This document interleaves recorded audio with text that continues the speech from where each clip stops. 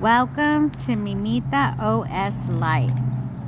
Create your user account to get started.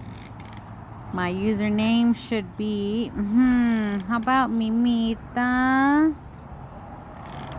Bear? Let's create an account. And see what Canary looks like. Canary? Okay.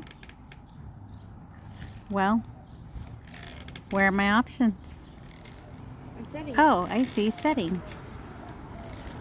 Let's go ahead and do some black wallpaper. And system channel. Well, let's go ahead and try Canary.